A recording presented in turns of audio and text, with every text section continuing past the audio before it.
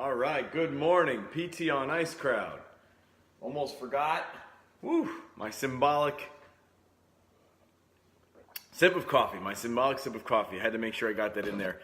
I've been trying to keep up with that trend. Good morning. Today is Monday, the 25th of March. Happy birthday. A little shout out. Happy birthday to my kid brother and partner, Eric Eisenhart. It's Monday, a little Monday with Pop this morning. Hope everyone is doing well.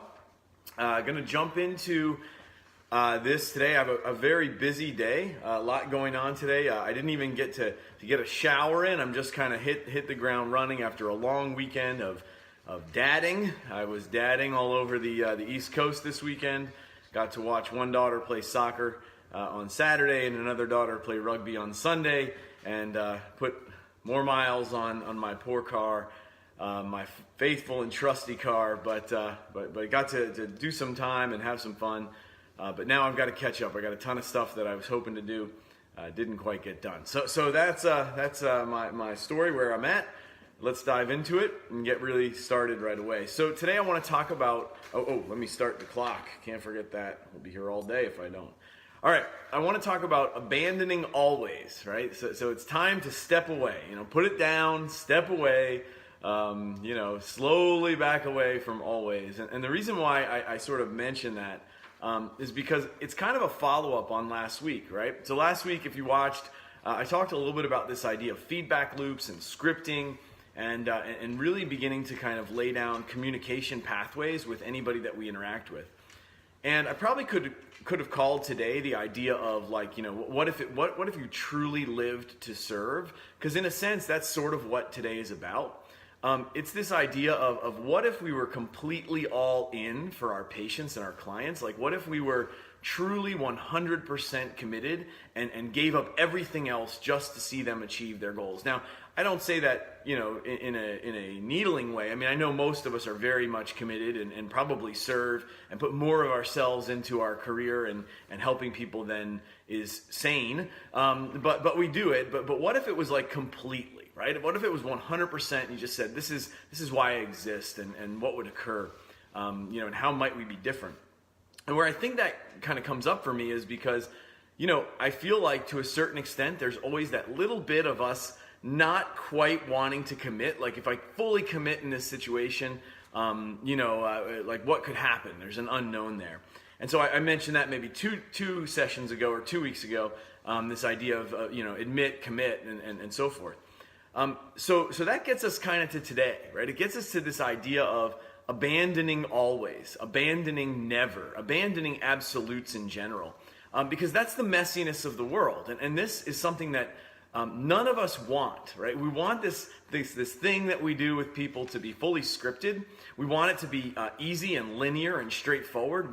We would love for that to be the case. Like, look, I know if I can just put A into the machine and get B out. Hey, Steven, how you doing? And get B out, that would be awesome. Like, we would love that.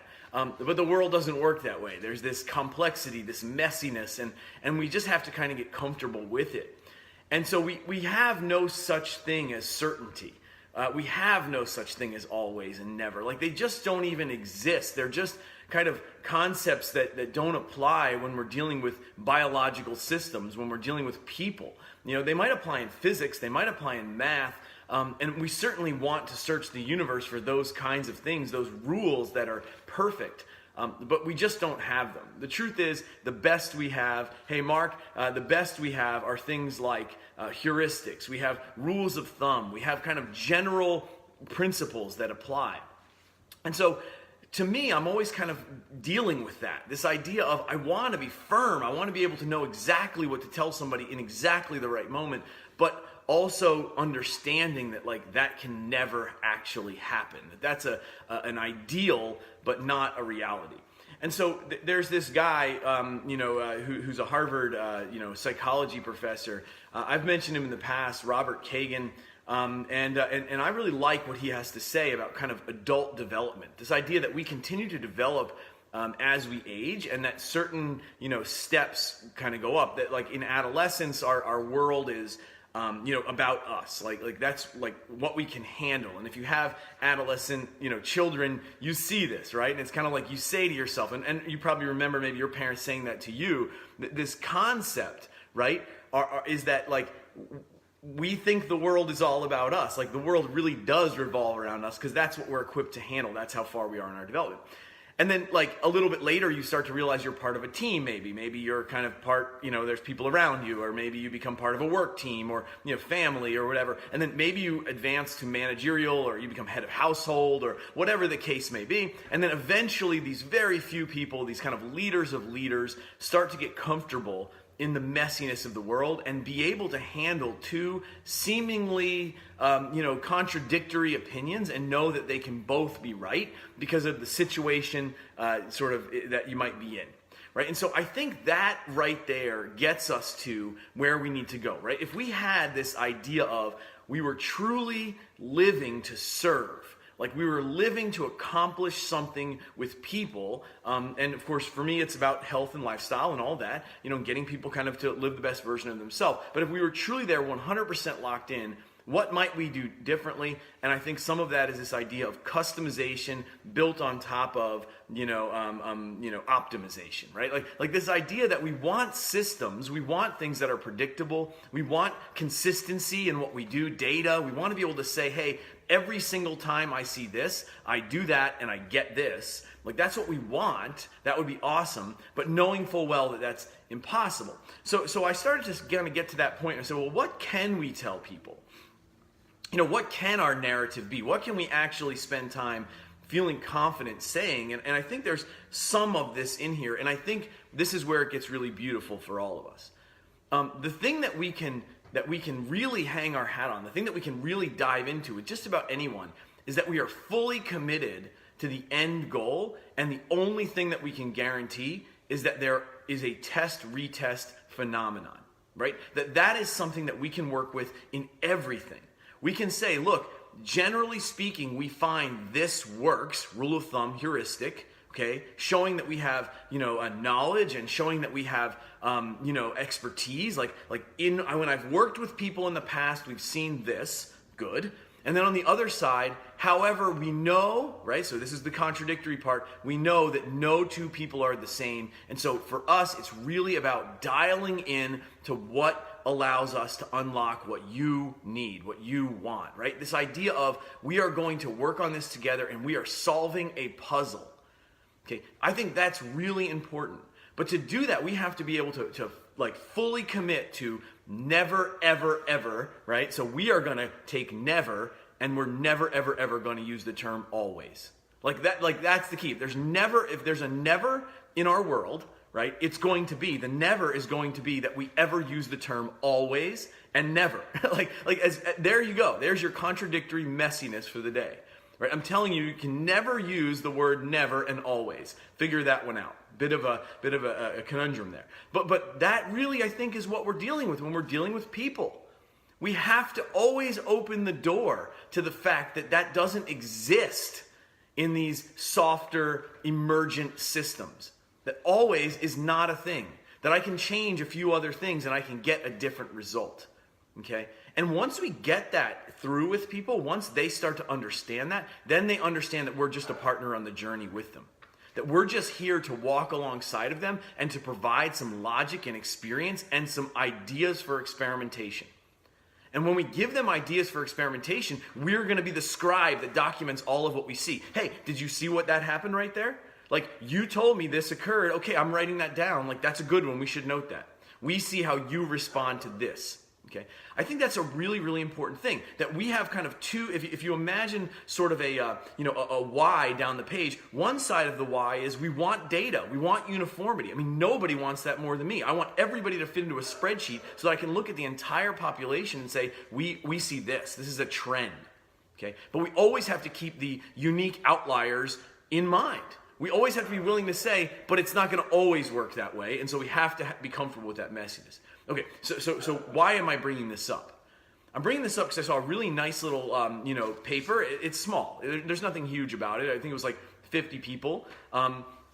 But they were looking at primary care docs, and they were looking at the idea of what if a primary care doc gave someone specific instructions versus just, hey, you should diet and exercise. Like, what would be the difference? Would they lose more weight?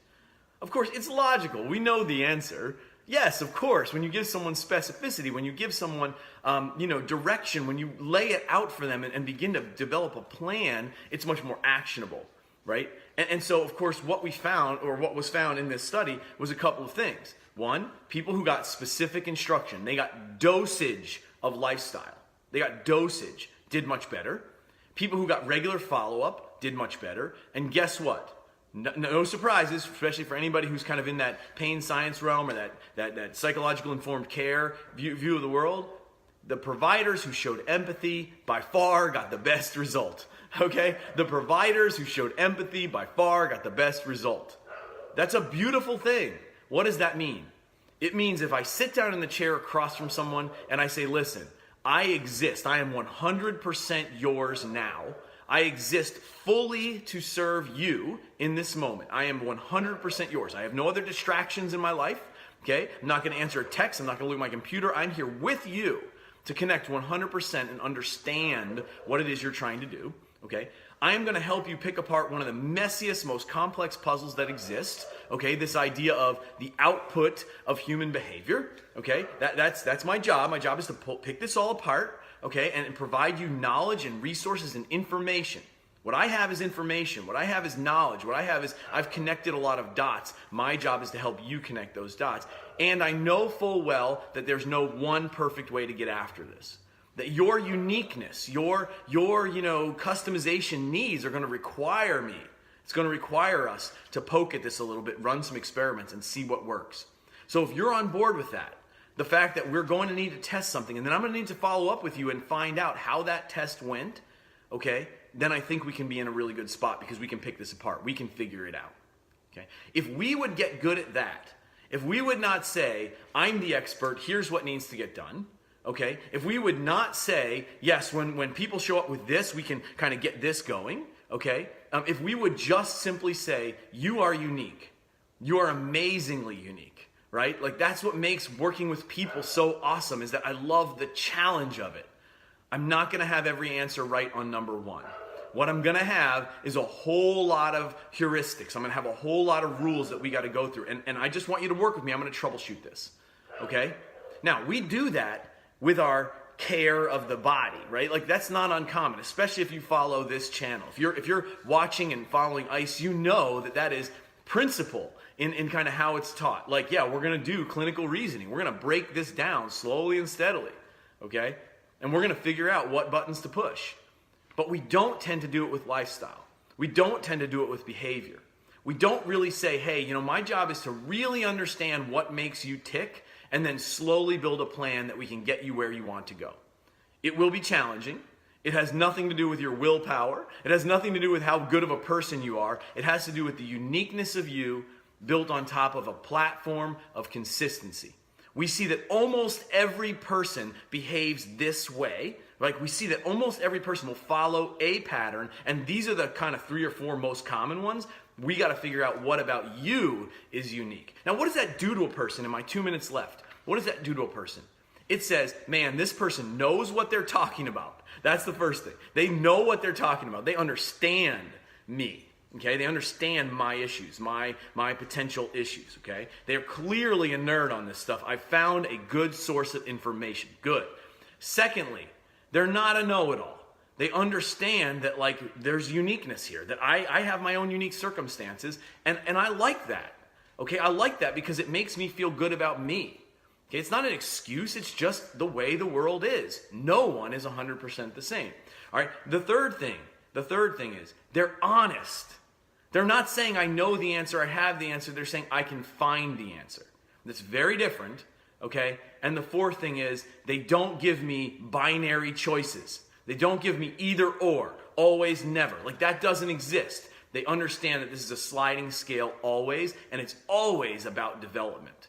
It's always about, hey, you made a step. That's awesome. Are you happy with where you're at? If you are, great. Our work is done for a while. We'll pause there. If you're not, there's always a next step. Okay? I haven't found anybody who's achieved everything in life. And so because of that, there's always a next step of development. And that's really what I'm here to be for you.